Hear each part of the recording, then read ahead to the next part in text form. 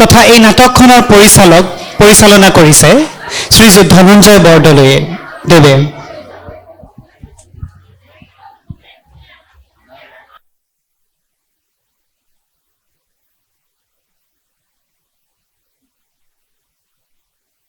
বৰদলৈ এয়া মঞ্চত the merchant of Venis.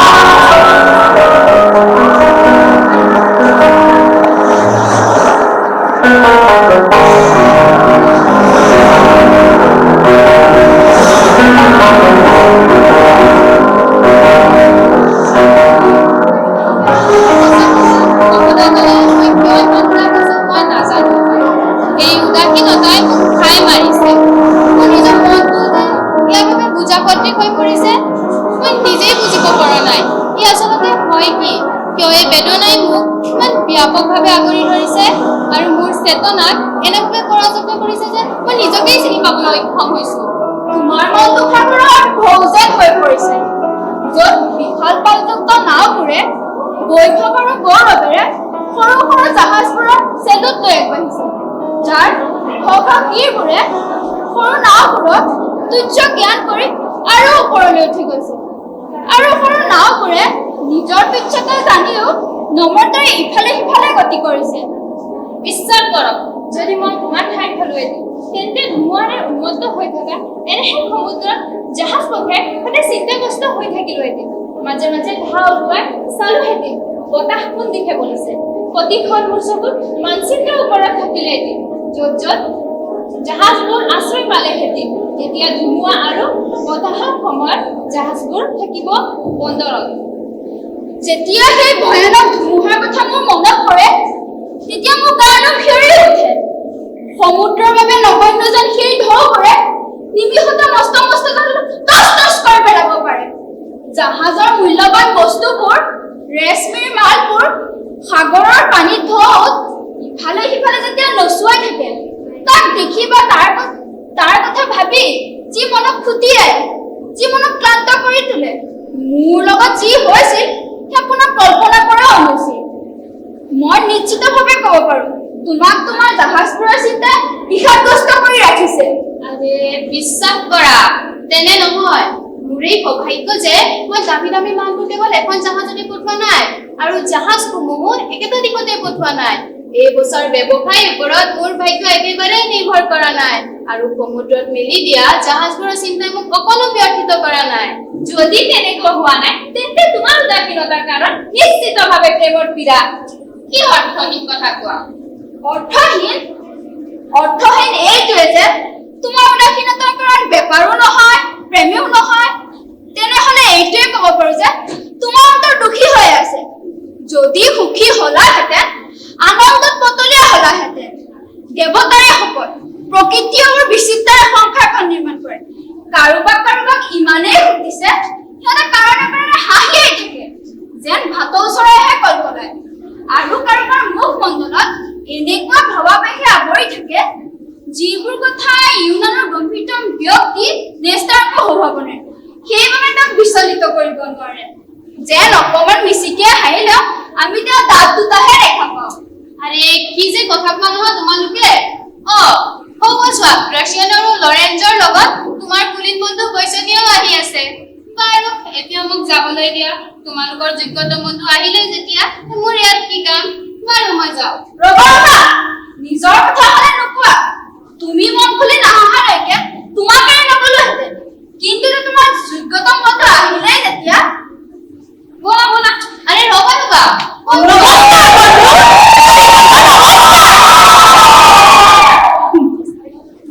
বন্ধু বৈছে লৰিছো আহা আহা তোমাৰ প্ৰিয় বন্ধু এন্টনিও ইয়াতে আছে আহা আহা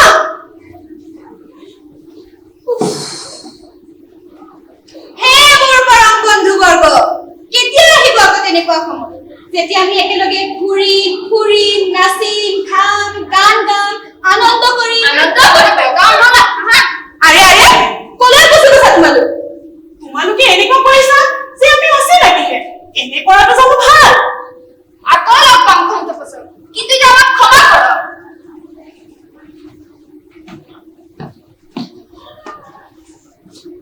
বন্ধু বেচেনিও এন্টনিওক লগ পালাই যেতিয়া আমিও তেনেহলে এতিয়া যাওঁ কিন্তু অনুগ্ৰহ কৰি ৰাতি খোৱাৰ সময়ত পাহৰি নাযাবা মনত আছে নিশ্চয় আমি ক'ত লগ পাম নিশ্চিতভাৱে মই তোমাৰ তালৈকে যাম এন্টনিও কি হ'ল তোমাৰ শৰীৰ ঠিকেই আছেতো এনেকুৱা লাগিছে তুমি যেন সংসাৰৰ সমস্ত দায়িত্ব নিজৰ মূৰতে পাতি লৈছা তোমাক বহুত বেলেগ দেখা গৈছে আৰে গ্ৰাচিয়ানো মই পৃথিৱীত যি দেখা পাওঁ তাকে স্বীকাৰ কৰি লওঁ এই সংসাৰখন এখন ৰংগমঞ্চ য'ত সকলোৱে নিজৰ নিজৰ ভাগৰ অভিনয় কৰি আছে কিন্তু মোৰে এইটো দুৰ্ভাগ্য যে মোৰ ভাগত কেৱল এই দুখৰ অংশটোহে পৰিল ৰংগমঞ্চত মই বহুৱা হম ৰং তামাচা কৰি হাঁহিম আনন্দ আৰু হাঁহিৰ মাজত মোৰ জীৱনলৈ যাতে কেতিয়াও দুখ আৰু কষ্ট নাহক সঁচা কথা এন্টনিও মই তোমাক ভাল পাওঁ বাবেহে এই কথাখিনি কৈছো এই পৃথিৱীত এনেকুৱা বহুত মানুহ আছে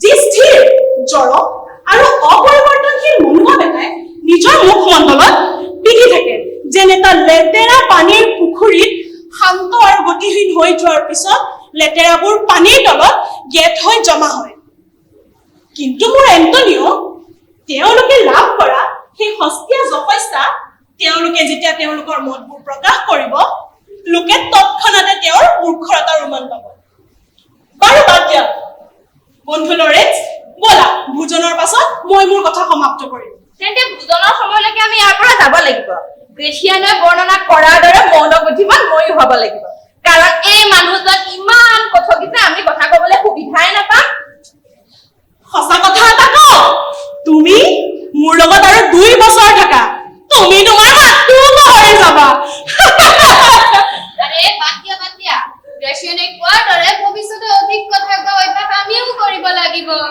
সঁচা কথা মনে মনে থকাটো জিভা শুকাই যোৱা বৰ শোভা পায় নাইবা বিয়াৰ বাবে অনুপযুক্ত ছোৱালী ব'লা বন্ধু আমি যাওঁ ব'লা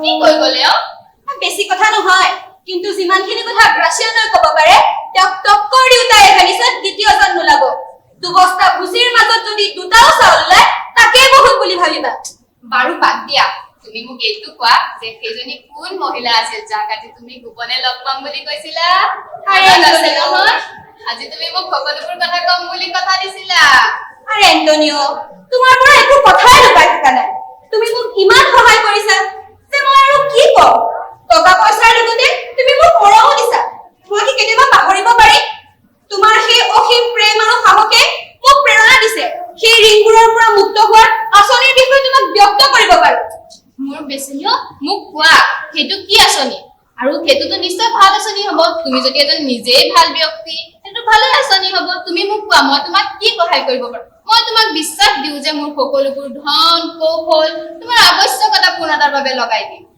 এদিন যে মই সৰু থাকোতে কাৰ মাৰোতে যে লক্ষ্যত নালাগি সেই থোৱাহে তোমাৰ কাৰ জোপোহাৰ সকলোতে কোবাই সময় নষ্ট কৰা উচিত নহয় কি সহায় বিচাৰিছা সেইটো কোৱা মোক এন্টনিও বেলমন্টৰ এগৰাকী মহিলা নিজ পিতৃ মাতৃ বিয়োগৰ পাছত ধনী উত্তৰাধিকাৰী হৈ পৰিছে অতুলনীয় সৌন্দৰ্যৰ নাই লগতে গুণীও তাৰ নাম হেনো পৰ্চিয়া।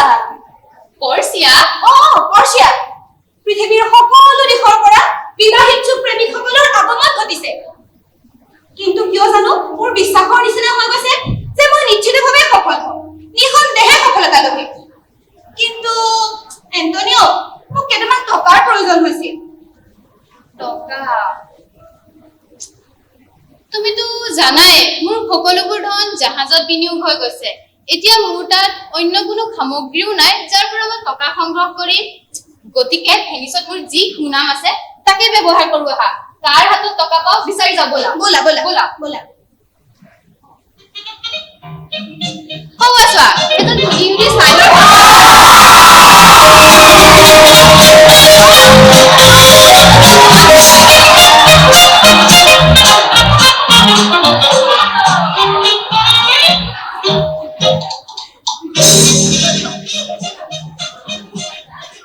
মিষ্টাৰ চাইলৰ,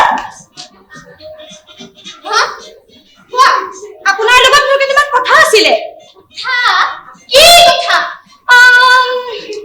আচলতে মোক কেইটামান মুদ্ৰাৰ প্ৰয়োজন হৈছিল। মুদ্ৰা? কিমান?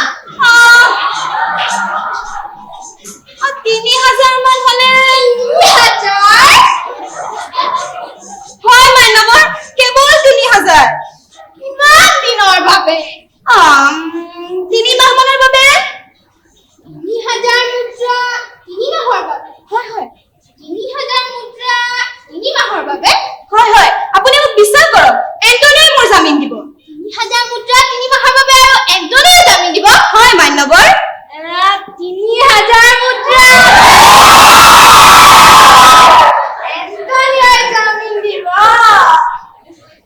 মহাশয়, কওকচোন আপুনি মোক এইখিনি উপকাৰ কৰিব পাৰিবনে? আপুনি মোক এইখিনি সহায় কৰিব পাৰিবনে? কওকচোন মহাশয়। মহাশয় কওক না। মহাশয়! এণ্টনিও মানুহটো ভাল। আপুনি তেওঁৰ বিষয়ে কিবা বেয়া কথা শুনিছে নেকি যে মানুহে তেওঁক বেয়া বুলি ক'ব? নহয় নহয়, মই তেওঁক ভাল বুলি কৈছো। তাৰ মানে জানিবা তেওঁ উপযুক্ত, কিন্তু হে তেওঁ সম্পত্তিবোৰ স্থিৰ নহয়হে, সমুদ্ৰত কি ভাবি থাকে। তেওঁ দুখন জাহাজ বোলে দক্ষিণৰ ফালে গৈছে, আৰু দুখন জাহাজ বোলে উত্তৰৰ ফালে, আৰু সিদিনা চেঠৰ ফালে শুনা পালো তেওঁ এখন জাহাজ বোলে ইংলেণ্ড আৰু এখন জাহাজ বোলে ভাৰতৰ পিনে গৈছে। হে কাঠেৰে নিৰ্মিত জাহাজ বুইছা, সমুদ্ৰত চাৰিওপিনৰ পৰা বিপদ আহে, ঢৌ ধুমুহা আৰু জলদস্যুটো আছে। কিন্তু এই সকলো বিলাকৰ পাছতো এণ্টনিও মানুহটো বিশ্বাসী। মই তোমাক টকা ধাৰে দিম, কিন্তু যদি এণ্টনিয়াই তোমাৰ দায়িত্ব লয়। আপুনি সেইফালৰ পৰা নিশ্চিত থাকক। তুমি কলা আৰু মই মানি ললোহে, কিন্তু এই কথাষাৰ যদি চিধা চিধি এণ্টনিওৰ মুখেদি শুনিলো হয়, মোৰ মনটোৱে শান্তি পালেহেঁতেন হে। খুব ভাল কথা। তেন্তে আজি ৰাতি আপুনি আমাৰ লগতে আহাৰ গ্ৰহণ কৰিব। ৰাতি যাতে মই গাহৰি খুৱাব পাৰো, নহয়নে? এনেকুৱা গাহৰি য'ত তোমালোকৰ শিশুৱে চৈতানৰ আত্মা ঘূৰাই। মই তোমালোকৰ লগত উঠা বহা কৰিব পাৰো, চলা ফিৰা কৰিব পাৰো, একেলগে খাব নোৱাৰো বুইছা, একেলগে প্ৰাৰ্থনা কৰিব নোৱাৰো।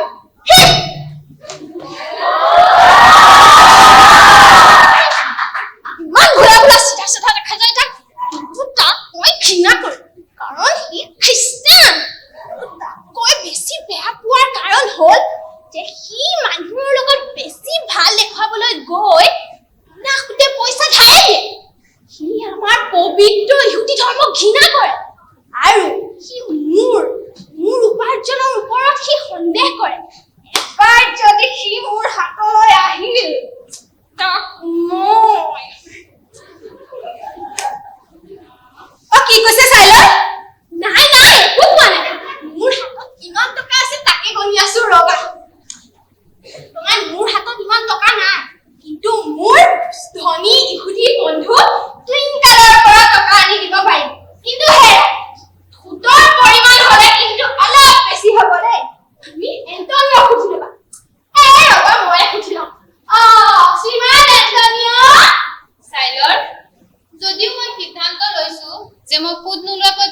তাৰে দিম আৰু আনকো ল'বলৈ নিদিওঁ কিন্তু মোৰ নিজ বন্ধুৰ অত্যন্ত প্ৰয়োজনৰ সময়ত মই এই নিয়ম ভাঙিছো কিমান কৈছিলা তুমি 3000 আৰু 3 মাহৰ বাবে মই পাহৰিয়ে গৈছিলো 3000 একো 3 মাহৰ বাবে ই বহুত বেছি ৰবা মোক ইমান সুধ হয় গণি ল'বলৈ দিয়া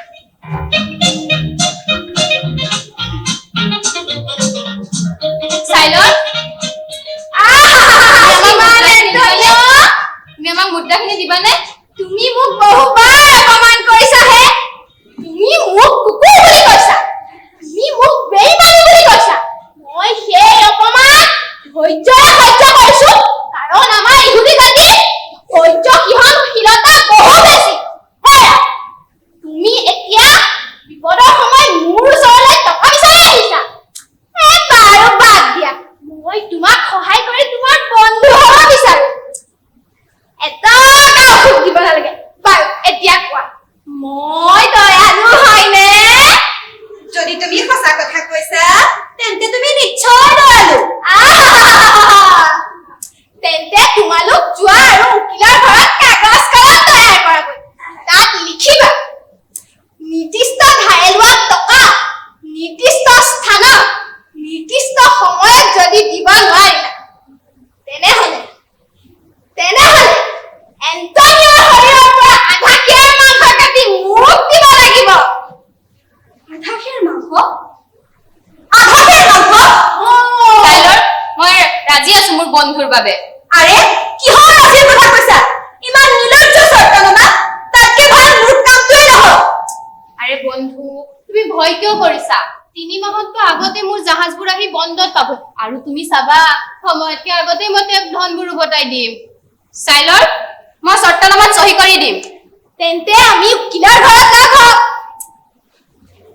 হে আবেচেনিয় মই এনেহে লিখাইছো তেওঁৰ শৰীৰৰ মাংস লৈ মই কি কৰিম তেওঁতো ভেড়াও নহয় ছাগলীও নহয় তেওঁৰ শৰীৰৰ মাংস মই লৈ কিনো কৰিম এনে লিখাব লাগে দেখিহে লিখাইছো যোৱা কাগজ কলম তৈয়াৰ কৰাগৈ যোৱা সোনকালে কৰিব দয়ালু ইহুদি যোৱা বলা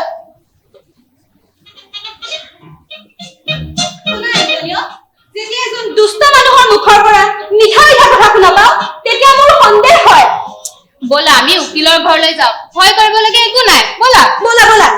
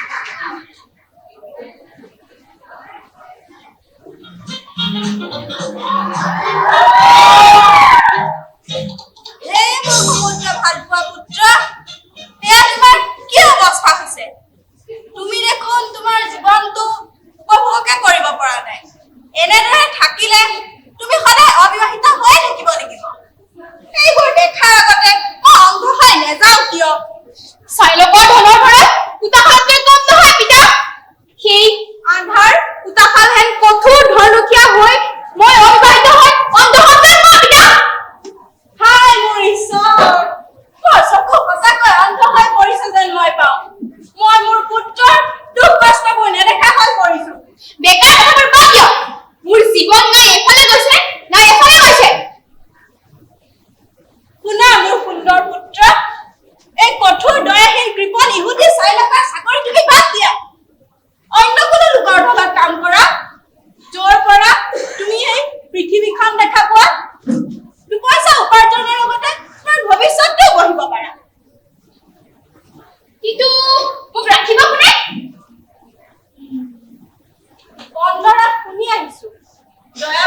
বৈশিনীয়ে বোলে সমুদ্ৰত জাহাজ মেলি সুন্দৰী পৰ্যায়ৰ দেশলৈ যাব অতি সোনকালে। এই সুযোগতে তুমি এই দুষ্ট চাৰিলোকৰ সংগ এৰি বৈশিনীৰ সংগ লোৱা। এই সৎ বৈশিনীৰ লগত থাকিলে তোমাৰ জীৱনটো সহজ হৈ পৰিব। কিন্তু তেওঁ মোক ৰাখিব জানো? অনুগ্ৰহ কৰি চোৱা, আপত্তি কিহৰ? হোৱা চোৱা, বৈশিনী আৰু তেওঁৰ সভাত লিঅ'নাৰ্ডো আহি আছে। ব'লা তেওঁক এটা অনুগ্ৰহ কৰি চাওঁ। ব'লা।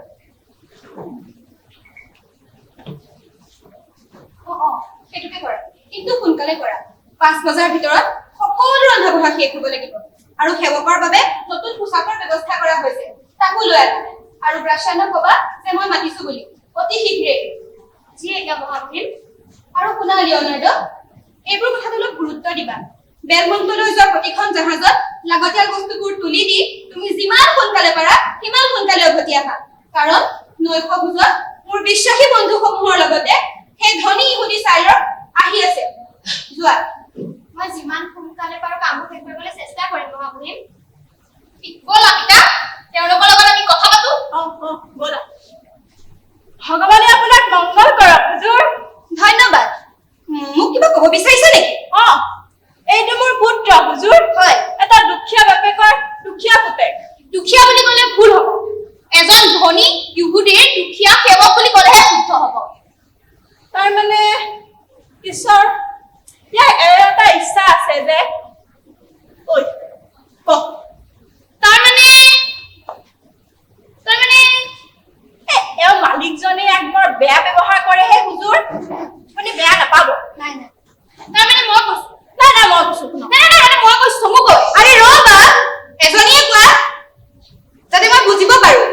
মই আপোনাৰ সেৱক হ'ব বিচাৰো। বছ ইমানে প্ৰাৰ্থনা হুজুৰ।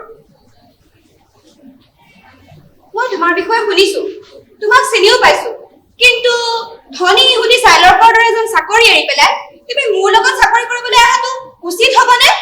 মহামহিম, আপোনাৰ লগতহে আশীৰ্বাদ আছে।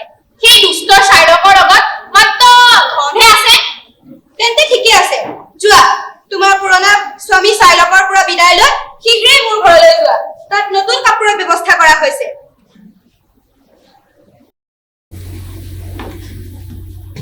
মোৰো এটা প্ৰাৰ্থনা আছিল মিষ্টাৰ বৈশিনীয়। অনুমতি দিয়া আছে, কৈ যোৱা। ময়ো আপোনাৰ লগত বেলমণ্টলৈ যাবলৈ বিচাৰো। খুব ভাল কথা। ধন্যবাদ। মই সৰুকে লৰেঞ্জৰ কাম এটা কৰি আহি আছো। আপোনাক ৰাতি ভোজনৰ সময়ত লগ পাম। ঠিক আছে ঠিক আছে, যোৱা।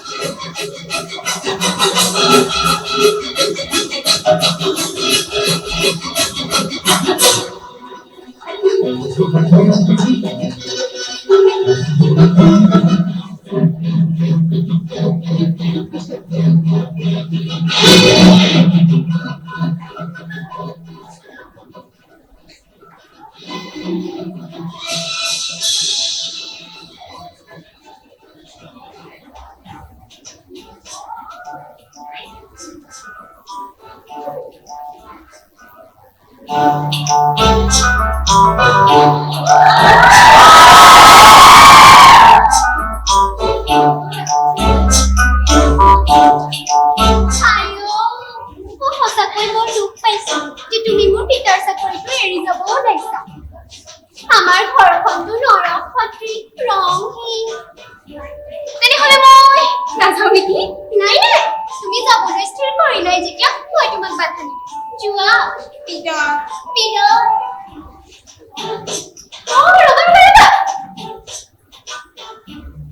কিন্তু যোৱাৰ আগতে মোৰ এটা সৰু কাম কৰি দিবা।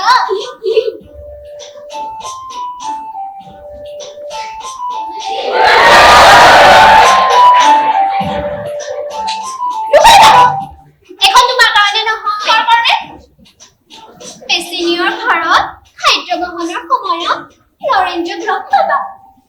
মনে মনে কোনেও গম নোপোৱাকৈ এই পত্ৰখন তেওঁক দিবা। এতিয়া যোৱা। মই নিবিচাৰো যে মোৰ পিতাই তোমাৰ লগত কথা পাতি থকাটো দেখা পাওক। যোৱা। বিদায়। চকুৰ পানী কথা কব নোৱাৰা কৰিছে।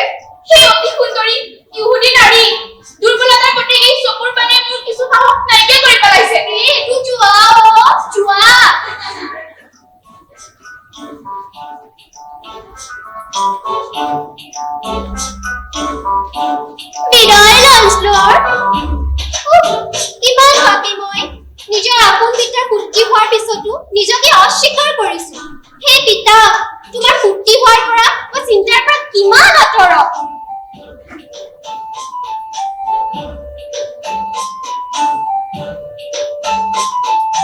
লৰেঞ্জো তুমি যদি সঁচাকৈ নিজৰ প্ৰতিজ্ঞা পালন কৰিবা তেনেহলে মোক প্ৰিয় পত্নী বনাই ইয়াৰ পৰা লৈ যোৱা আৰু এই যুদ্ধৰ অন্ত কৰা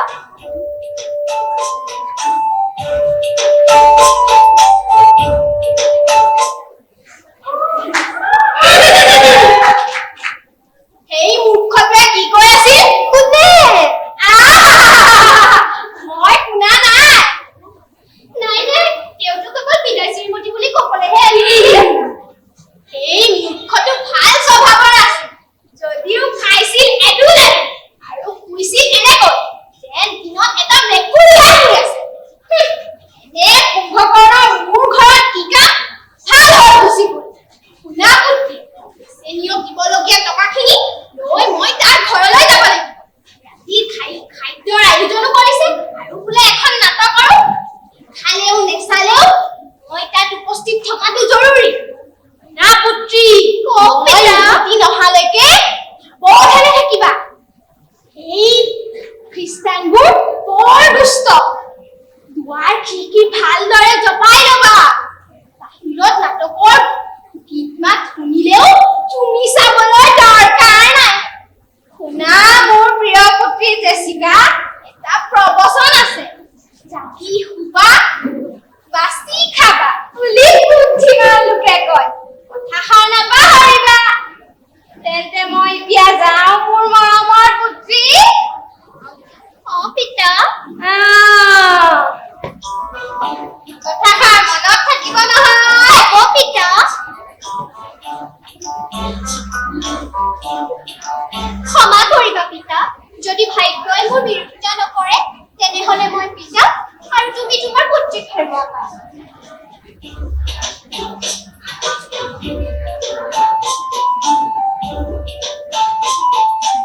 লৰেঞ্জো এতিয়ালৈ চাগে মোৰ পত্ৰখন তোমাৰ হাতত পৰিছেগৈ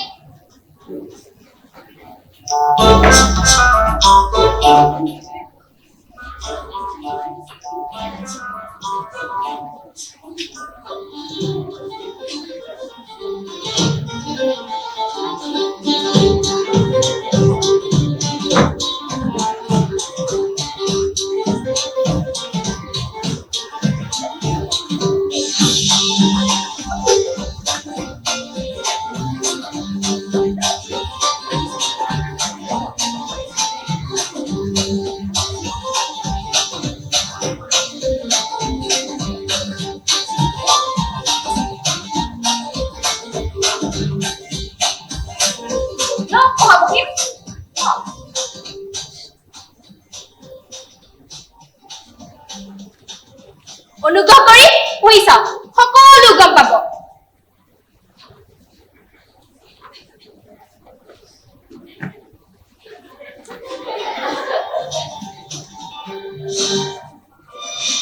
সুন্দৰী জেছিকাক মই নিৰাশ নকৰিম এয়া লোৱা তোমাৰ উপহাৰ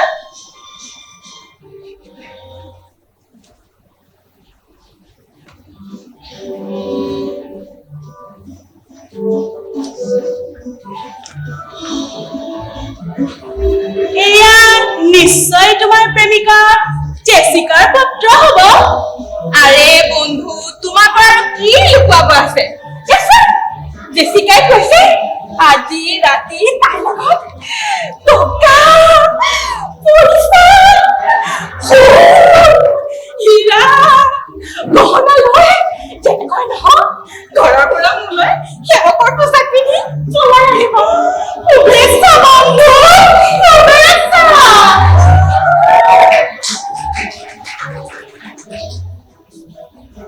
এই দয়ালু আৰু যদি চাইলৰ নিচিনা এজন অধৰ্মী পুৰুষ কেতিয়াবা স্বৰ্গলৈ যায় তেতিয়াহ'লে তেওঁ একমাত্ৰ সুন্দৰী পুত্ৰী জেছিকাৰ বাবেহে যাব আৰু যদি এই সুন্দৰী পুত্ৰীৰ জীৱনলৈ কেতিয়াবা বিপদ আহে তেন্তে একমাত্ৰ এই বদমাছ ইহুদীৰ বাপেকটোৰ বাবে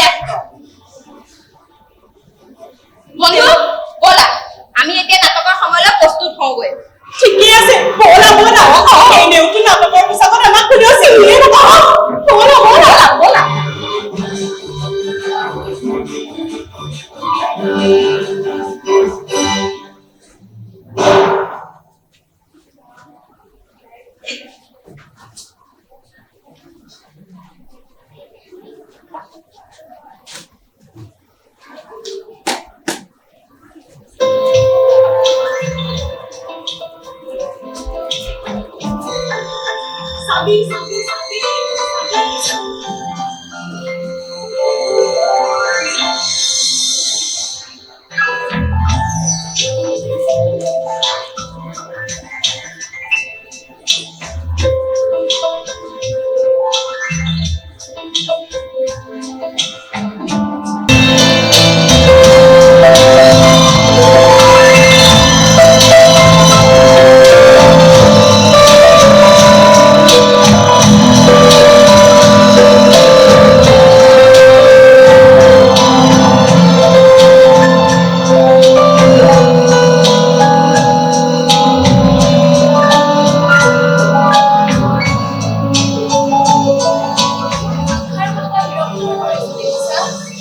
কিয় তেনেকৈ কৈছা?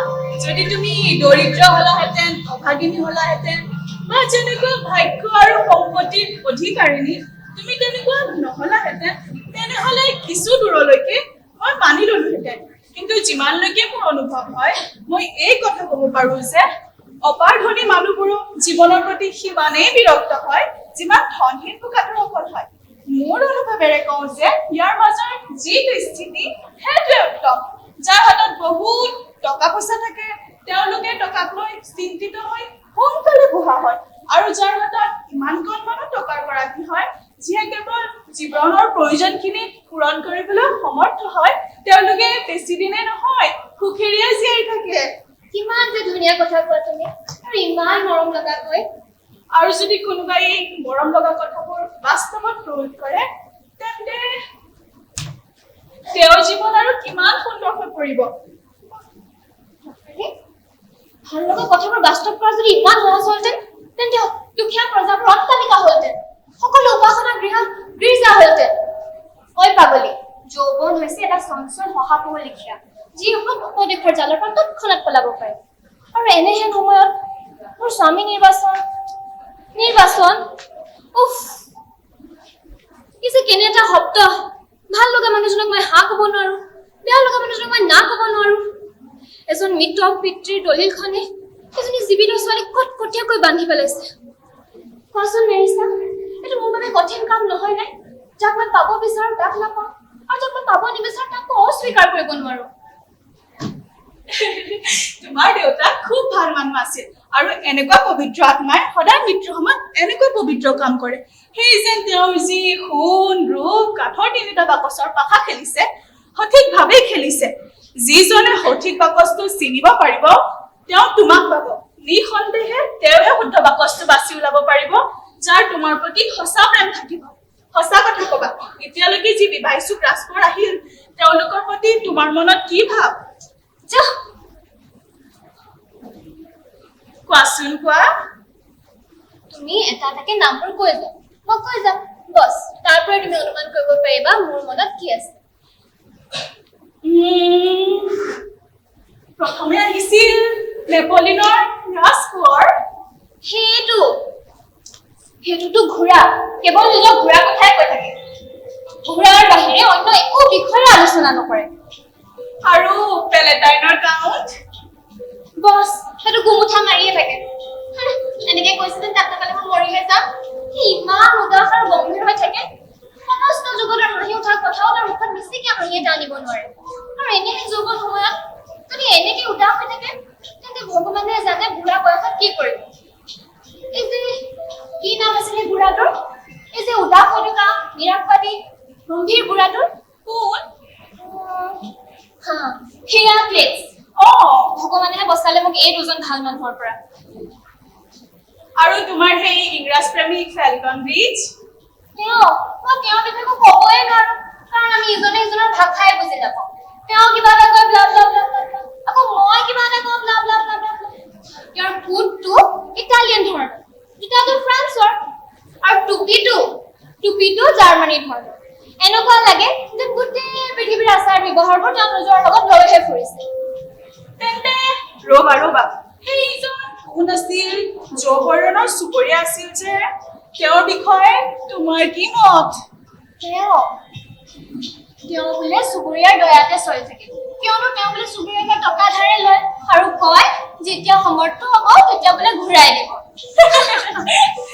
বাৰু ধৰি লোৱা তেওঁ তোমাক বিয়া পাতিব বিচাৰিছে আৰু তেওঁ সঠিক বাকচটো বাছি ওলাব পাৰিলে তেতিয়া সেইকাৰণেতো ভয় লাগে তুমি এটা কাম কৰা ফুল বাকচকেইটা দেখাকে দামী দামী মটৰ বটল থৈ দিয়া সি মটৰৰ লোভতে ভুল বাকচটোকে নিৰ্বাচন কৰিব মই চব কৰিব পাৰিম মেৰিছা কিন্তু তাৰ লগত বিয়া হ'ব নোৱাৰিম তুমি ভয় কৰিব নালাগে তুমি ইহঁতৰ ভিতৰত কাকো বাছি ল'ব নালাগে তেওঁলোকে স্পষ্টকৈ কৈ দিছে যে তেওঁলোকে হাৰ মানিছে হাৰ মানিছে তেতিয়ালৈকে যেতিয়ালৈকে তোমাৰ পিতাইৰে থৈ যোৱা বাকচ নিৰ্বাচনৰ প্ৰক্ৰিয়াৰ সলনি তোমাক লাভ কৰাৰ অন্য কিবা প্ৰক্ৰিয়া নোলায় পিতাই থৈ যোৱা তুল্যকালীনৰ কি প্ৰক্ৰিয়াৰে মই বিয়া কৰিব পাৰিম শ্ৰীমতী সেই যে সুন্দৰ ভেনিছ পাখি ডেকাজন মনত আছেনে তোমাৰ দেউতাৰ সময়ত আহিছিল যে আছে তেওঁৰ নাম বেচেনিও আছে মইহে মূৰ্খ ক'ত কি বিচাৰি আছো তুমি যাক জানিছা তেওঁহে তোমাৰ যোগ্য তেওঁ ইমান ভাল তাক খোলা খুলিকে প্ৰশংসা কৰিব পাৰিম দেৱী বৰ্ষিয়া কিয় কি হ'ল চাৰিজনমান ব্যক্তিয়ে বিদায় ল'ব বিচাৰিছে আৰু বিদায়ৰ আগে আগে আপোনাক লগ কৰিব বিচাৰিছে আৰু অন্য এজন ব্যক্তি আহিছে তেওঁ ক'ব বিচাৰিছে যে তেওঁৰ স্বামী মৰক্কো আপোনাৰ সাক্ষাতৰ বাবে ইয়াতে আহি ৰৈ আছে মোৰ মনটো তেতিয়াই ভাল লাগিলহেঁতেন কিন্তু মই যি উৎসাহেৰে এই চাৰিজনক বিদায় দিছো সেই উৎসাহেৰে তেওঁক স্বাগত জনাব পাৰিলো হয় যদিও তেওঁৰ চেহেৰা শয়তানৰ দৰে আৰু মন সন্তৰ দৰেও হয় তথাপিও মোক বিয়া নাপাতি সন্যাসীৰ দৰে হোৱাটোৱে মই ভাল পাওঁ এজন প্ৰেমিকৰ বাবে দৰ্জা বন্ধ কৰোহে আন চাৰিজনে সেই দৰ্জাত ঠুকৰ দিয়ে যোৱা মাতি দিয়া তেওঁ যিবা এতিয়া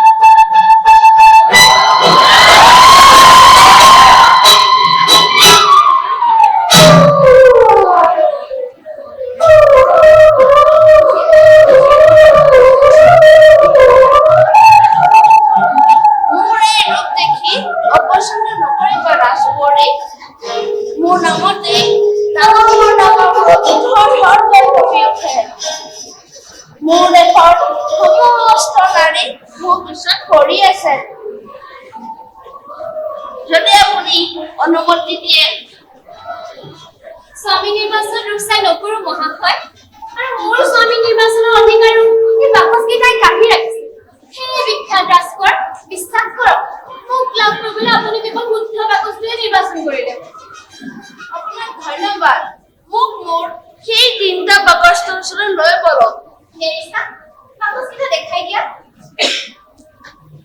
আহক মহাশয় মই জয় হমেই যেন মোৰ অনুভৱ হৈছে আপুনি বাকচ নিৰ্বাচন কৰক কিন্তু প্ৰথমে আপুনি ভগৱান যীশুৰ শপত খাওক আপুনি যদি কেনেবাকৈ ভুল বাকচ নিৰ্বাচন কৰে তেন্তে আপুনি কেতিয়াও কোনো স্ত্ৰীক প্ৰেম কৰিব নোৱাৰিব আৰু বিয়াও পাতিব নোৱাৰিব হয় আপোনাক দেখাৰ পাছত অন্য কোন স্ত্ৰীৰ প্ৰতি মোৰ প্ৰেম হ'ব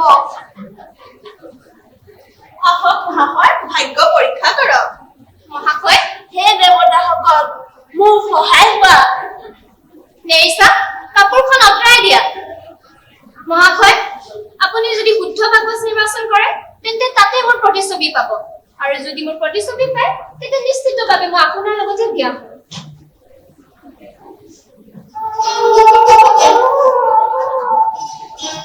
হে দেৱতাসকল মোৰ সহায় হোৱা ৰ'বা ৰ'বা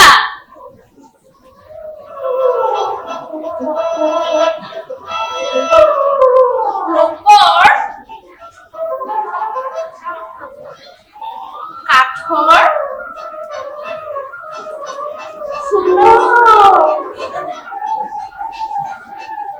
বৰ্ষিয়াৰ নিচিনা এটি সুন্দৰী ৰাণী নিশ্চয় সোণৰ বাকচটোতেই থাকিব লাগিব ই কেতিয়াও কাঠৰ বাকচত থাকিব নোৱাৰে মই এই সোণৰ বাকচটোৱে নিৰ্বাচন কৰিছো এয়া লওক চাবি মহাশয়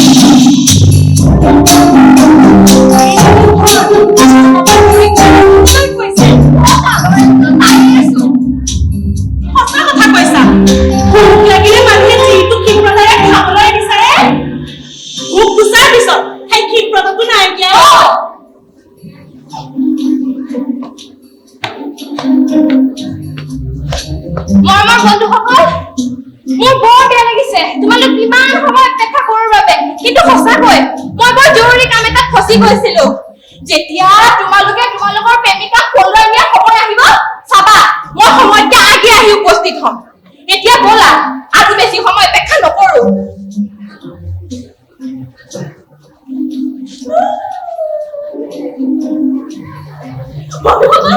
এইটোৱে মোৰ হ'বলগীয়া খবৰ চাৰিবাৰৰ ধৰ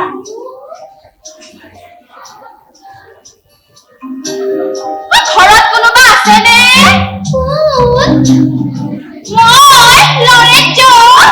মই তোমাৰ মাতটো বুজিব পাৰিছো কিন্তু মোক বিশ্বাস জন্মাবলৈ আকৌ এবাৰ কোৱা কোন তুমি মই তোমাৰ সঁচা প্ৰেমিক লৰেঞ্জ তোমাৰ বাহিৰে কোনে জানিব মই তোমাক কিমান ভাল পাওঁ ঈশ্বৰে জানিব তোমাৰ হৃদয়ে জানিব মই তোমাক কিমান ভাল পাওঁ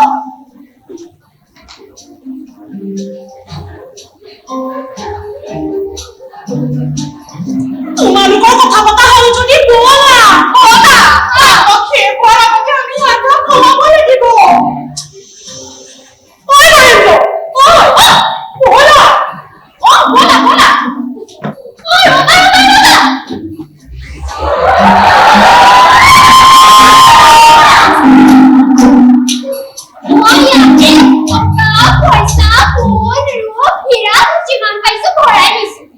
মই লৰাৰ পিছত যে পিন্ধি আছো যাতে মোক কোনেও ধৰিব নোৱাৰে যোৱা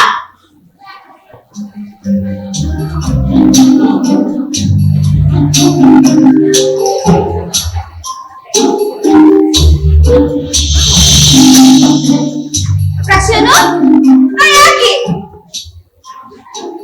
9টা বাজিবৰ হ'ল তোমালোক আছাহি ইয়াত মই অথনিৰ পৰা তোমালোকক বিচাৰি ফুৰিছো বলা বলা বতৰ আৰু সাগৰৰ ৰেহেৰূপ চাই আমি এতিয়াই বেলমন্তৰ দিশে ৰাওনা হ'ব লাগিব অতি সুন্দৰ কথা আমি আজি ৰাতিয়ে যাম বলা বলা বলা বলা বলা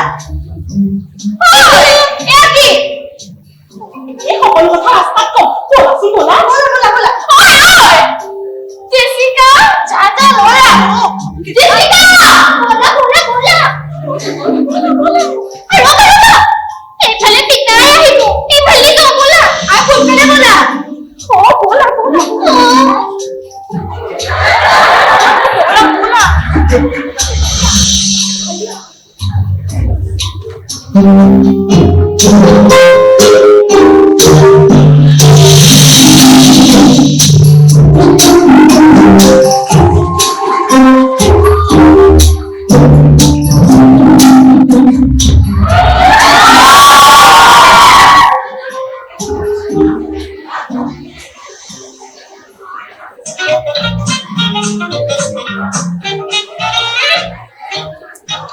জেছিকা, মোৰ প্ৰিয় পুত্ৰী জেছিকা। জেছিকা, ক'ত আছে ইমান সময়?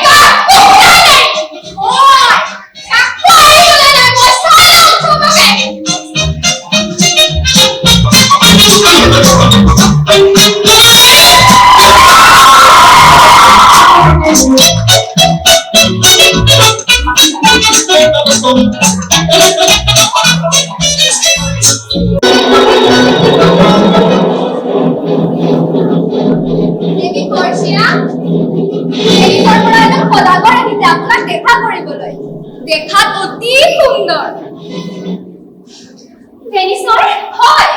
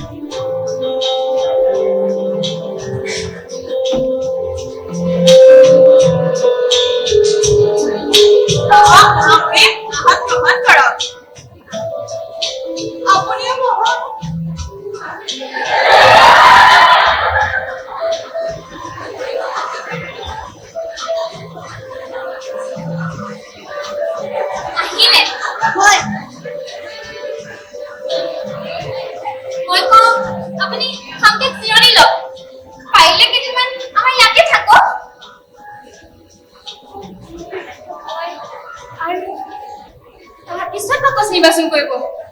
নাই নাই, মোক বেছি সময় অনিশ্চয়তাৰ মাজত থাকিব নোৱাৰো। মোক যিমান সোনকালে পাৰে সিমান সোনকালে নিৰ্বাচন কৰিবলৈ দিয়ক, কাৰণ এনেকৈ থাকিলে মোৰ আশা আৰু তীব্ৰতৰ হৈ পৰিব। সেই অনুগ্ৰহ কৰি দেৱী মোক। বহুত ভাল, আহক, মই ইয়াৰ ভিতৰতে সোমাই আছো। আপুনি যদি মোক ভাল পায় বা সঁচাকৈ যদি মোক বুজে তেন্তে নিশ্চয়কৈ মোক বিচাৰি উলিয়াব পাৰিব। মেৰিছা, মধুৰ সংগীতৰ ব্যৱস্থা কৰা। ভাগ্যই লভিতাৰ ফলত যদি সুন্দৰ পুৰুষ অসফল হয় তেন্তে যাতে তেওঁ মনত আঘাত নাপায়, আৰু যদি সফল হয় তেন্তে সিংহনাথ বঁটা দি তেওঁক শোভাসন জনোৱা হওক। আহক মহাশয়।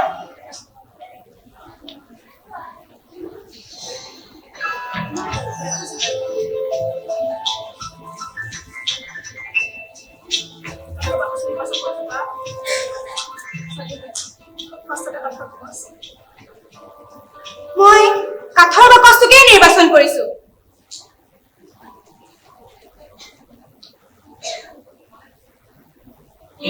চাবি মহাশয়।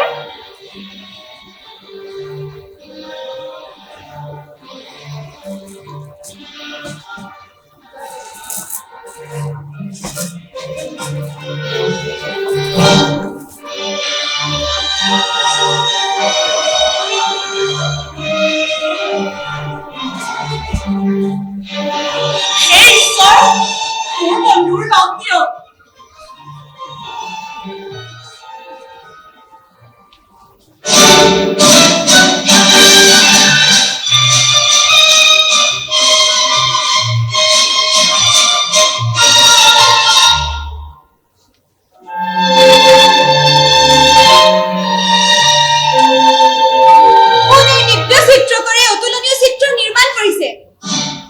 চিত্ৰৰ নায়িকা তুমি ক'ত? মই ইয়াত আছো। এই মোৰ স্বামী বেচেনিও, এই আপোনাৰ সন্মুখত থিয় হৈ আছো।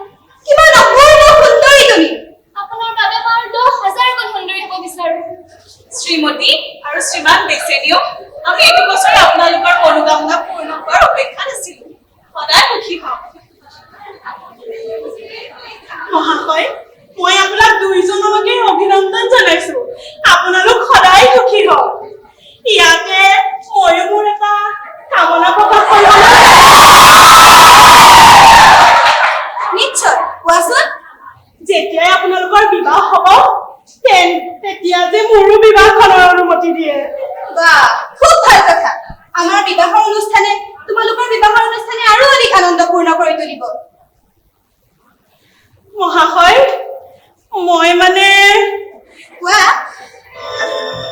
মানে ইতিমধ্যে বিচাৰি পাইছোৱে।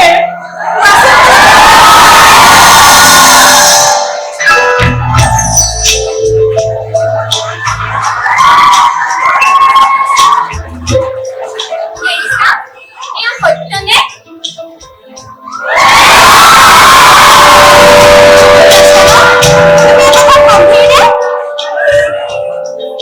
খুব ভাল কথা।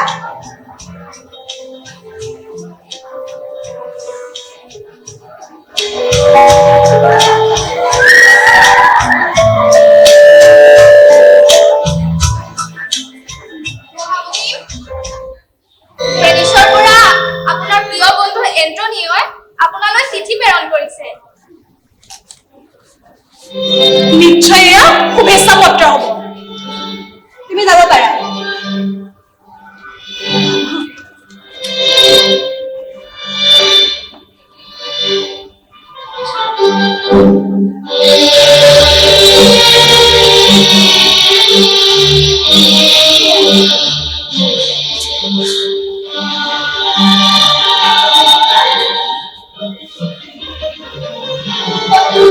বেয়া খবৰ লিখা আছে, যিয়ে শৰীৰৰ নাম সলনি কৰিছে। প্ৰিয় বেচেনিও, ক্ষমা কৰিব বেচেনিও, মই আপোনাৰ অৰ্ধাংগিনী হয়। অনুগ্ৰহ কৰি পত্ৰত লিখা সংবাদৰ বিষয়ে আমাক জানিবলৈ অনুমতি দিয়ক। প্ৰিয় পৰ্চিয়া, এই পত্ৰখনত কিছুমান বৰ অশুভ শব্দ লিখি থোৱা আছে। তুমি আৰু মই মিলন হোৱাত যাৰ আটাইতকৈ ডাঙৰ ভূমিকা আছিল তেওঁ মোৰ প্ৰিয় বন্ধু এন্টনিও। কিন্তু বৰ্তমান তেওঁ ভেনিছত মহা বিপদত পৰিছে। খোলাখুলিকে কওকচোন। আচলতে মই মুঠেও ধনী সদাগৰ নহয়, কিন্তু তোমাক পোৱাৰ হেঁপাহে মোক আৰু অধিক তীব্ৰ কৰি তুলিছিল। সেইকাৰণে মই ধনী ইহুদী চাইলকৰ পৰা 3,000 মুদ্ৰা 3 মাহৰ বাবে ধাৰলৈ লৈছিলো। কিন্তু চাইলকে মোৰ প্ৰিয় বন্ধু এন্টনিওৰ পৰা আধা কেজি মাংস শৰীৰৰ বিচাৰিছিল আৰু তাৰ কাৰণে দলিলো প্ৰস্তুত কৰিছিল। আপোনাৰ উদাহৰণ আৰু দয়ালু বন্ধুজনৰ কি হ'ব এতিয়া? তেওঁ ভাবিছিল তেওঁ সোনকালে সেই দিব পাৰিব, কিন্তু তেওঁৰ জাহাজবোৰ উভতি নাহিল। সাগৰৰ ঢৌসমূহে সেই জাহাজবোৰ গিলি পেলালে।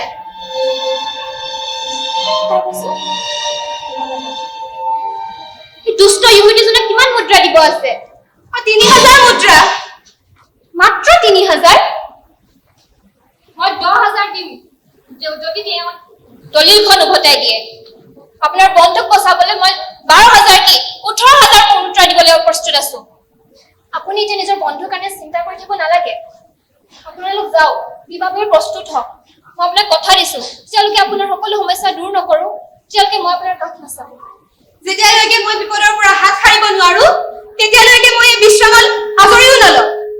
যাওক মহাশয়, বিবাহৰ বাবে প্ৰস্তুত হওকগে।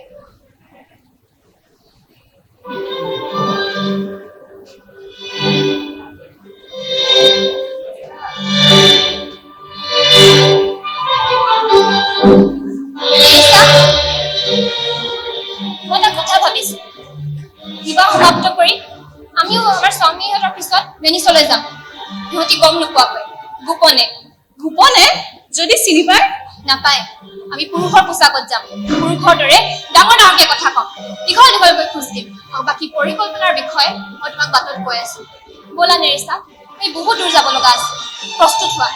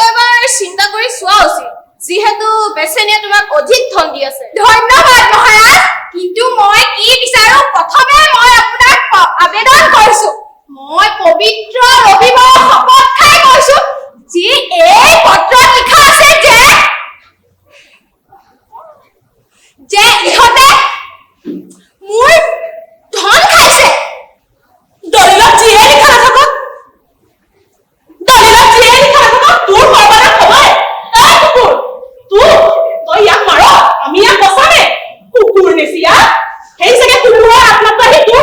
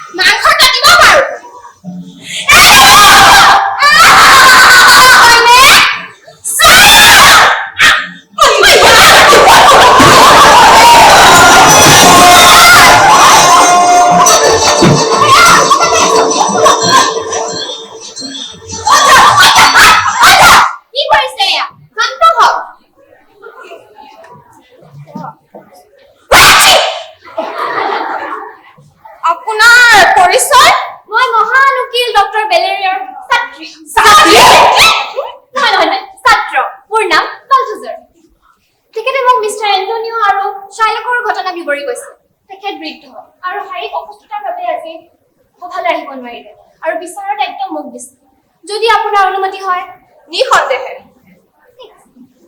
চাই লওক তুমি এটা বৰ বেয়া চৰ্ত ৰাখিছা কিন্তু ন্যায়ৰ ফালৰ পৰা যি উচিত এওঁ কয় যে তুমি দলিলখন মানি লৈছানে হয় তেন্তে ইহুদীজন দয়াবান হ'ব লাগিব যদি আইনগতভাৱে মোৰ চৰ্ত তেন্তে ময়ো শুনোচোন মোৰ ওপৰত ইমান হেঁচা কিহৰ বাবে কৰোণা এনেকুৱা এটা গুণ যি বলেৰে প্ৰাপ্ত নহয় ই মানুহৰ হৃদয়ত এনেদৰে জাগৃত হয় যেনেকৈ আকাশৰ মেঘত পানী সিংহাসনত বহি থকা সম্ৰাটৰ মুকুটতো ইমান জ্যোতি বিকিৰণ নহয় যিমান কৰোণাৰ পৰা হয় তুমি যদি তোমাৰ চৰ্তত অটল আছা তেন্তে ন্যায়ালয়ে উচিতভাৱে এণ্টনিয়ক দণ্ডিত কৰিব মোৰ ন্যায় মোৰ দণ্ড মোৰ চৰ্ত সেইবাবে ময়ে তাক দণ্ড দিম আৰু মোৰ ইচ্ছা যে ইয়াক দণ্ড দিব লাগে এণ্টনিয়াই কি ঋণ পৰিশোধ কৰিব নোৱাৰে পাৰে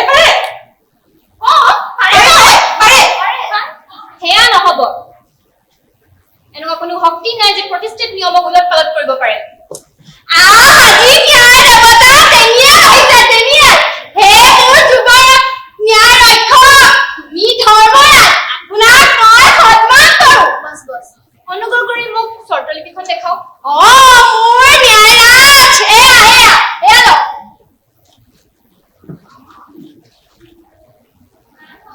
এণ্টনিয়াই নিজৰ শৰীৰৰ মাংস দিবই লাগিব তুমি প্ৰস্তুত হোৱা মাংস জুখিবলৈ তোলাখনি আছেনে আছে আছে তেন্তে এটা কাম কৰক আপুনি নিজৰ খৰচত এণ্টনিয়লৈ এজন ডাক্তৰ মাতক কাৰণ মাংস কাটিলে তেওঁৰ তেজ যাব পাৰে মোৰ খৰচত এইটোতো কোনো চুক্তিৰ পত্ৰত লিখা নাছিলে মই খৰচ কৰিব নোৱাৰো লিখা নাই তাতে কি হ'ল অলপ দয়া কৰিব নোৱাৰেনে এটকাও খৰচ কৰিব নোৱাৰো মই যিহেতু এইটো কোনো চুক্তি পত্ৰত লিখা নাছিলে এণ্টনিয় তোমাৰ কিবা ক'ব লগা আছেনে খুব বেছি একো নহয় মৃত্যুৰ বাবে সন্মুখীন হ'ব মই সাজু এণ্টনিয় কি হৈছে তোমাৰ অলপ ধৈৰ্য ধৰা তুমি সদাগৰজনৰ পৰা মাংস কাটিবলৈ পাৰিবা তেওঁৰ বুকুৰ পৰা ন্যায়ালয়ে তোমাক আজ্ঞা দিছে ন্যায় ৰক্ষক আপুনি মহান হে বিদ্যাত আপুনি কি উচিত বিচাৰ কৰিছে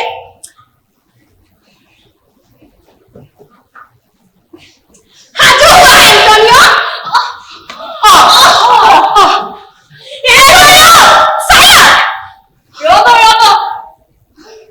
কিবা এটা বাকী আছে চৰ্তলিপি অনুসৰি আপুনি কেৱল মাংসহে ল'ব পাৰিব কেৱল মাংস কিন্তু যদি অলপো তেজ ওলায় তেন্তে আপোনাৰ সম্পত্তি ভেনিছ ৰাজ্যৰ হাতলৈ যাব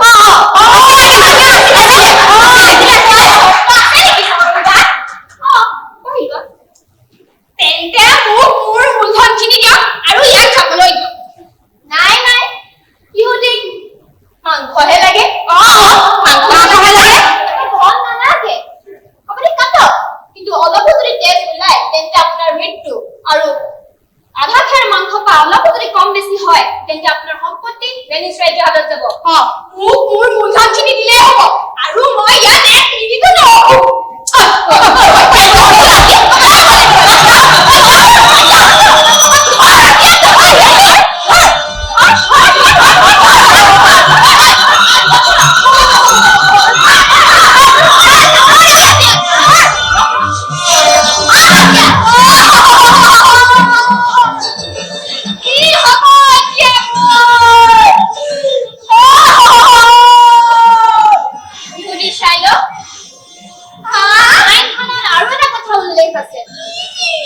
যদি কোনো বিদেশীয়ে পোনপটীয়াকৈ বা বেলেগৰ দ্বাৰা ভেনিছৰ নাগৰিকক হত্যা কৰিব চেষ্টা কৰে তেন্তে তেওঁৰ আধা সম্পত্তি ভেনিছলৈ যাব আৰু আধা সম্পত্তি সেই নাগৰিকজনক দিয়া হ'ব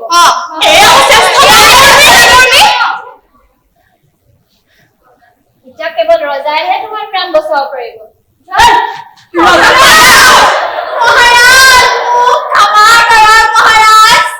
তুমি প্ৰাৰ্থনা কৰাৰ আগতে মই তোমাক ক্ষমা কৰি দিছো আৰু একো নিদিবি এণ্টনিয় তুমি ইয়াক ক্ষমা কৰিবানে মই আদালত আৰু মহাৰাজাৰ ওচৰত অনুৰোধ জনাওঁ তেওঁ যি আধা সম্পত্তি ভেনিছ ৰাষ্ট্ৰলৈ যাব সেইখিনি মোক ক্ষমা কৰি কৰি দিব খোজো আৰু যিটো ভাগ মোলৈ আহিব সেইটো তেওঁ জীয়েক জেছিকাক যোনে বিয়া কৰাইছে তেওঁক দিব বিচাৰো এই বিনিময়ত তেওঁক দুটা চৰ্ত দিয়া হ'ব প্ৰথম তেওঁ তৎক্ষণাত খ্ৰীষ্টান ধৰ্ম গ্ৰহণ কৰিব লাগিব আৰু দ্বিতীয় তেওঁ মৃত্যুৰ পিছত তেওঁ যিখিনি সম্পত্তি আছে তেওঁ জীয়েক জেছিকা আৰু জোৱাইক লৰেঞ্জৰ হাতলৈ যাব তোমাৰ সম্পত্তি যাব চাই ল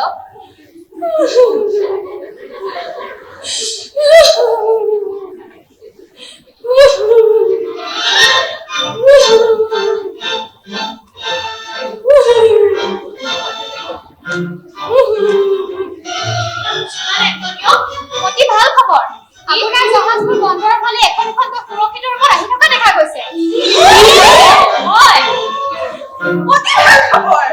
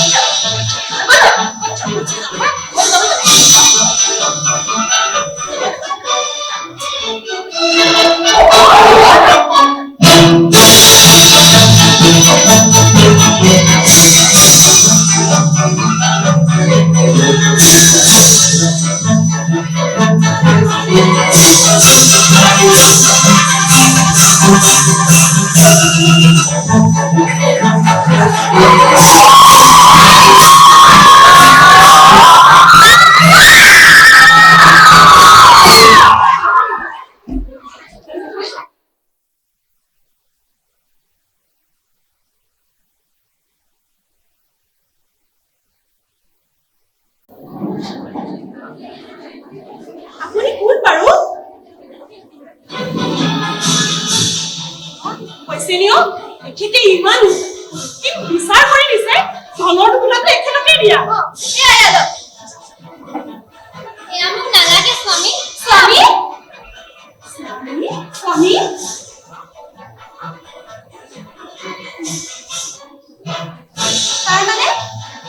তাৰমানে তুমি পৰ্চিয়া আৰু তুমি নেৰিছা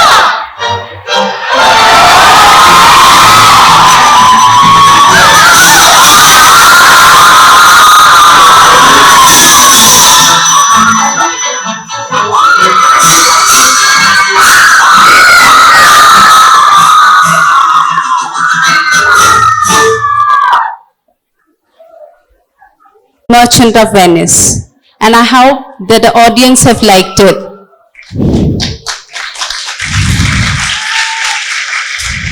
May I now call upon stage the cast and crew of the play and also the director of the play. I request the director of the play to please come upon stage and also the cast and crew of The Merchant of Venice.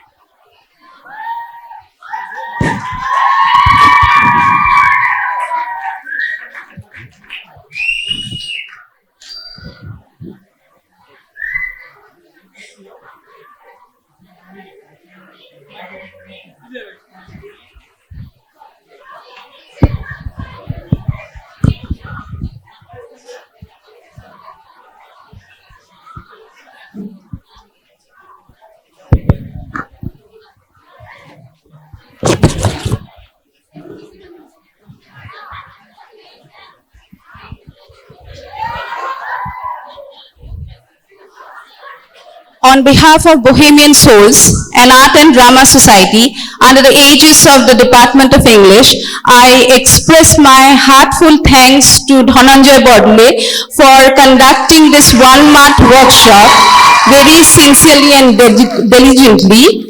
And he has been, continuously involved with this endeavor.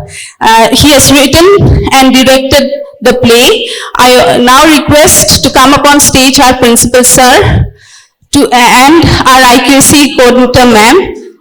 I hope, you will comply with my request.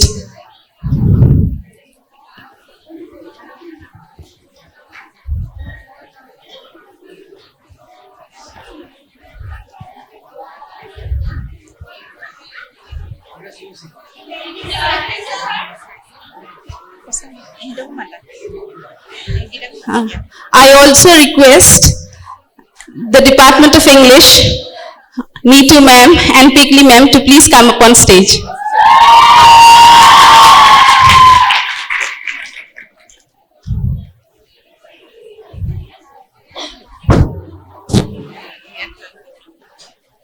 I request Ashish to join us.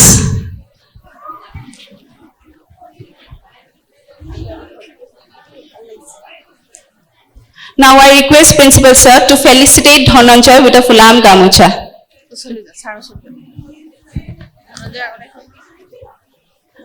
I request Principal Sir to felicitate Dhananjay Sir with a Fulam Gamucha.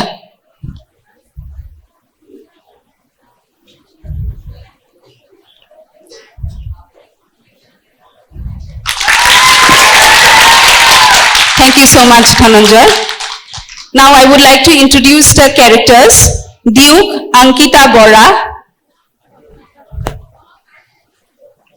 Prince of Morocco Ruchi Das, Antonio Tamanna Ahmed,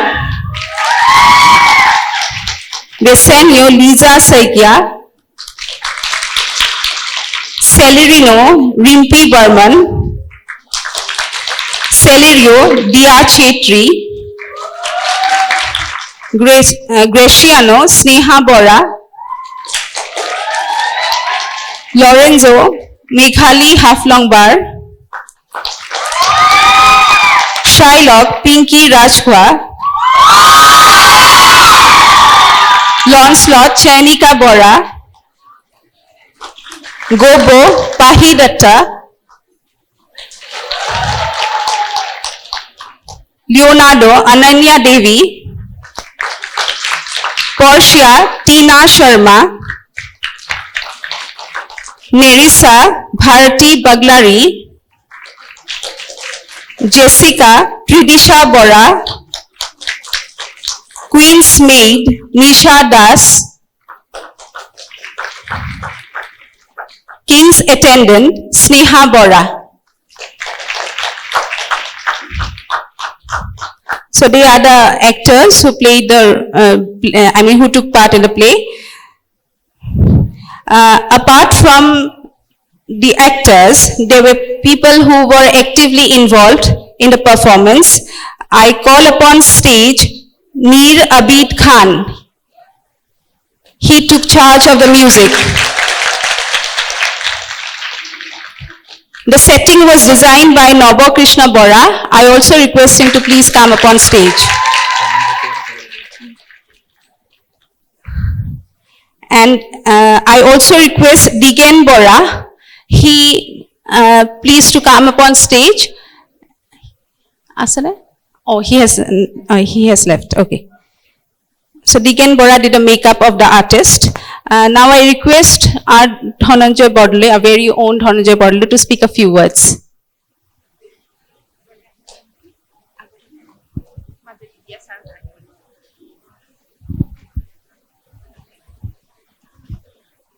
ধন্যবাদ। আজি এমাহ জোৰা যি কষ্ট, কালি সন্ধিয়ালৈকে এটা ভয় ভাৱ আছিলে, কিন্তু আজি তেওঁলোকে কালিতকৈ যথেষ্ট ভাল কৰিছে। কিন্তু ইয়াতকৈ ভাল হোৱাৰ যথেষ্ট থল আছে, আৰু আমি কৰিব পাৰোঁ। আমাক আশীৰ্বাদ কৰক, আমি যাতে আৰু আগুৱাই যাব পাৰোঁ। আমি বহেমিয়ান সোল ইয়াৰ পিছৰ বাৰু যেতিয়া আমি নাটক কৰিম, তেতিয়াও যাতে আমি বহুতখিনি ভালদৰে কৰিব পাৰোঁ। মই ছোৱালীহঁতৰ পৰাও এইটো বিশ্বাস বিচাৰিছোঁ তেওঁলোকৰ পৰাও, যাতে তেওঁলোকেও যাতে আৰু ভৱিষ্যতে ভাল কাম কৰি যায়। ভাল লাগিল, খুব ভাল লাগিল কাম কৰি। সকলোৱে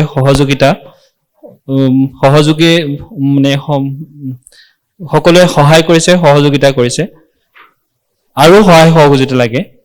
আমাৰ ক'ৰবাত কিবা কম হৈছে থাকে সেইকাৰণে আমি অকণমান ক'ৰবাত সেমেকা হৈছে সেই ভাৱটো পিছৰবাৰ আমি নোহোৱা কৰিবলৈ চেষ্টা কৰিম অশেষ ধন্যবাদ ছোৱালীহঁতকো আমাৰ দৰ্শকসকলকো আৰু আমাৰ বহেমিয়ানসকলকো ধন্যবাদ Thank you, Mr. Bordole. Now I would like to distribute the certificates. I request the teachers to please come forward and help us in distributing the certificates. The first certificate is Tina Sharma. I request sir to give the certificate to Tina Sharma. I request principal sir to please give the certificate to Tina Sharma.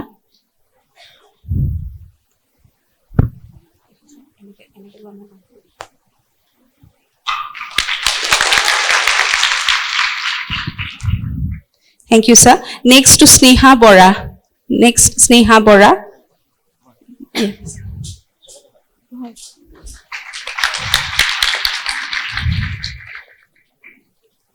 I request our IQC coordinator, Ma'am Sanchita Bora, to distribute the certificate, Tridisha Bora certificate.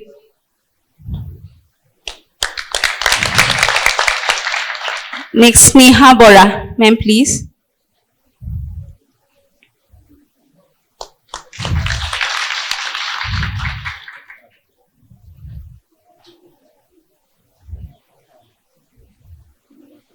I request Neetu ma'am to please give the certificate to Lisa Saikia.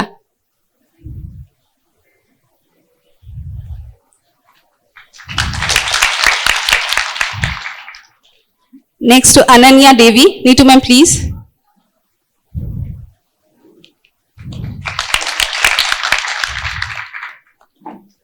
I request Pikli ma'am to give the certificate to Tamanna Ahmed.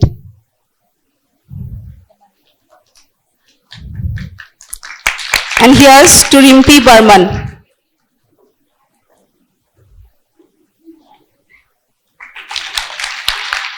Now I request Ashish to give the certificate to Pahi Datta.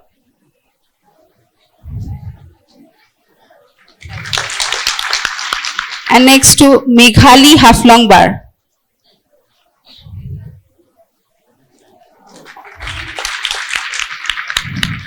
Next, I request Principal Sir to give the certificate to Ruchi Das.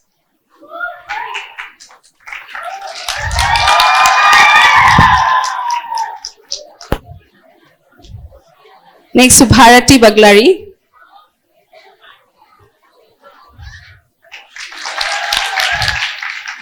I call upon Chainika Bora. Chainika Bora, please come forward.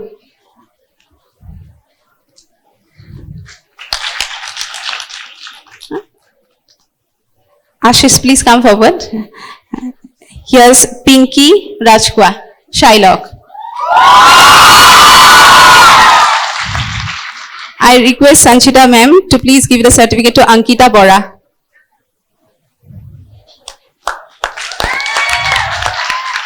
Next to Dia Chetri.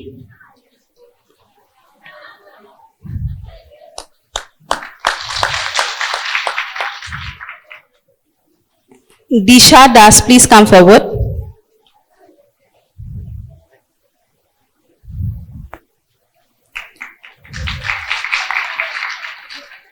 I also request Deepshikha Roy, if she is here, to please come upon stage. She has been helping us throughout the play.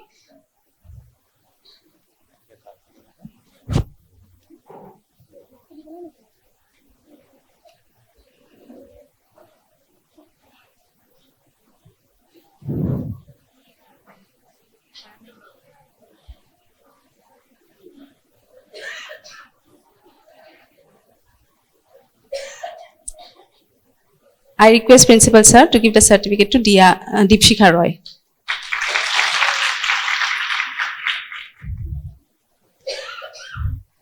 Now I request Principal Sir to speak a few words. কালি ৰাতি 7:30 মান বজালৈকে এওঁলোকে rehearsal কৰি আছে হলটো সজাব লাগে আমাৰ মানুহবিলাক ৰৈ আছে ষ্টেজ সজাব লাগে মই ভাবি আছো কেতিয়া ইহঁতে শেষ কৰিব কেতিয়া ইহঁত ঘৰলৈ যাব কেতিয়া আমি ষ্টেজ আমি বনাম চাফা কৰিম আৰু ইহঁতৰ যি ৰিহাৰ্চেল, মই ভয় খালোঁ আজি সিহঁতে ডুবাব, কোনো কথা নাই। মই ধনঞ্জয়ক যাওঁতে কৈছোঁ কাইলৈ কি হয় ঠিক নাই, এখন মানে ডিজাষ্টাৰ হ'ব এখন।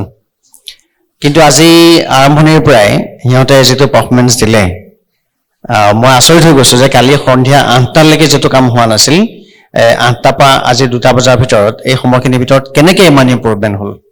মই সকলোকে পুনৰবাৰ শুভেচ্ছা জনাইছোঁ, পুনৰবাৰ ধন্যবাদ জ্ঞাপন কৰিছোঁ। আৰু অতি আচৰিত কথা যে আমাৰ ইয়াত আগতে নাটক কৰা মাত্ৰ 3জনী ছোৱালীহে আছে, ত্ৰিদিশা, টিনা আৰু Sneha.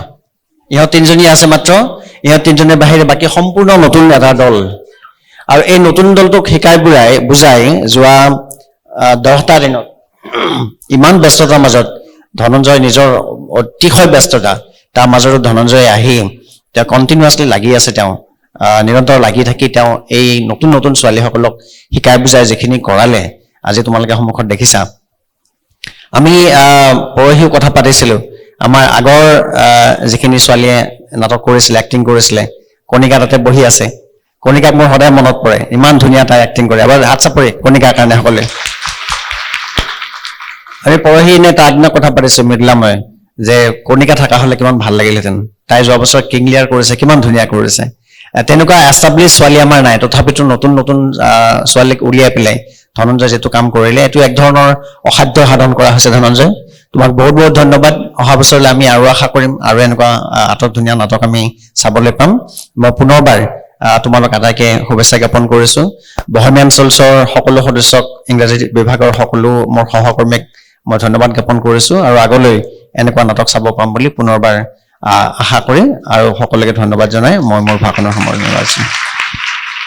Thank you so much, sir, for your encouraging words. We have been staging tragedies for 3 consecutive years. We started with Hamlet, then Macbeth, then King Lear. So we thought that this time we will do something different. So why always tragedy? Then we went for Merchant of Venice, a comedy, and Dhananjay did it. And without his effort, it wouldn't have been possible. And sir has already told, all the actors, they were new. They were not already skilled. So Dhananjay trained them so well. So that was only he could do it. And I'm also grateful to sir that he has given us a chance to stage the play. And I hope with his kind cooperation and encouragement, we would be able to stage more such plays in the future. Thank you so much. Thank you so much for everyone.